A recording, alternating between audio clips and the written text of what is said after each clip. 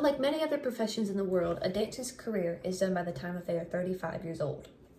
Dancers spend most of their time stretching, conditioning, and dieting in order to be the best dancer that they can possibly be. Hours of practice, hours of criticism can become very taxing and very detrimental to a dancer's mental health. Dancers are passionate and they are incredibly driven when it comes to their craft. That is why they continue to dance despite the hardships.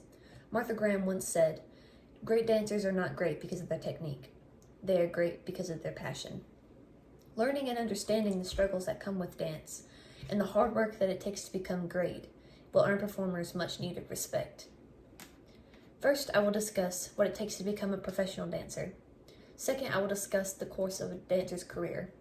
Lastly, I'll provide insight into the many struggles a dancer faces in the world of performing. Most professionals start incredibly young as dancers.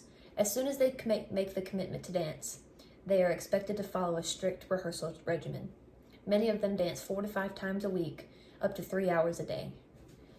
As many dancers get older, they may dance 40 hours a week, sometimes 50, depending if they have rehearsals or if they have performances that week. Flexibility and dexterity to the body is incredibly important as a dancer. Many make stretching at home or with a training part of their daily routine. Dancers have flexibility in their legs, hips, arms, and their back, and is very vital to a dancer, not only for their body and to become a great dancer, but to protect them from injuries further down the line. Having and maintaining a healthy diet is incredibly important to a dancer. This doesn't mean that they only eat broccoli and salads. Dancers must fuel their bodies. They consume protein, vegetables, fruit, carbs, in order to succeed and to fuel their body. Many practice clean eating, which can be an incredibly hard thing to stick to, especially while you're dancing and performing up to 50 hours a week. Staying hydrated is also a key part of success as a dancer. Dancers' bodies start to break down as they get older. It's just a fact of life. Their joints and muscles are worn thin from years of using them over and over and over again. Their feet are usually bruised and misshapen from years of being in pointe shoes. Many people sacrifice their body for the beautiful art of dance. As I stated earlier in my speech that a dancer's career begins young, most professionals begin when they are 4 to 5 years old. They start with an incredibly intense dance schedule, usually while doing school and keeping up with at-home commitments as well. Early on, there is an immense amount of pressure on young dancers.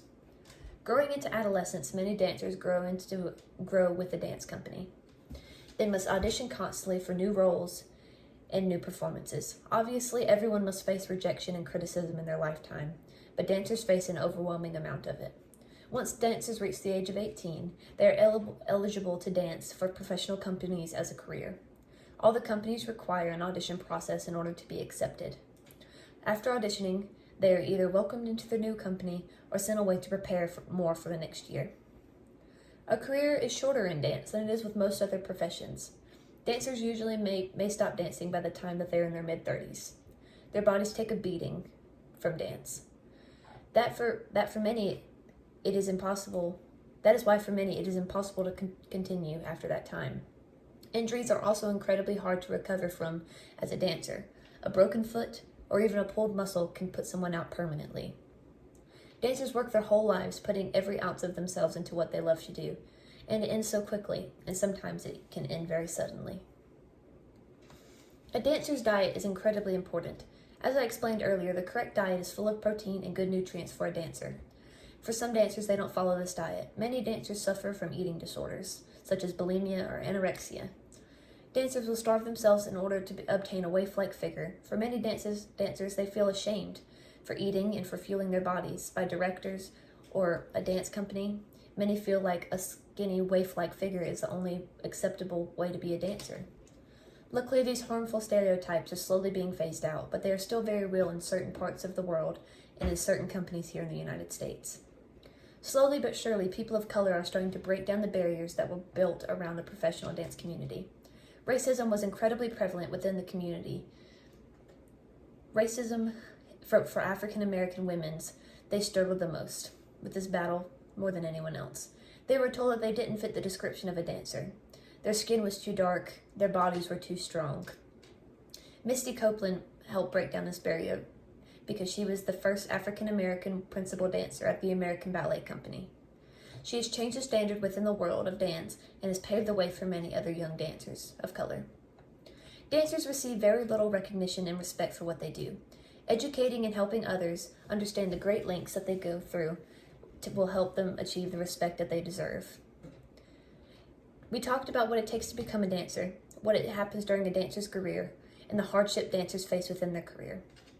Dancers dedicate their entire lives for a chance to have a career doing what they love. Even though their career will be short, it will be incredibly rewarding and difficult at the same time. Always remember that a dancer is doing some of the hardest things imaginable while looking flawless and effortless at the same time. When you see a dancer perform, make sure to look past the costumes and the pretty moves, and you see the hard work and dedication that went into the show.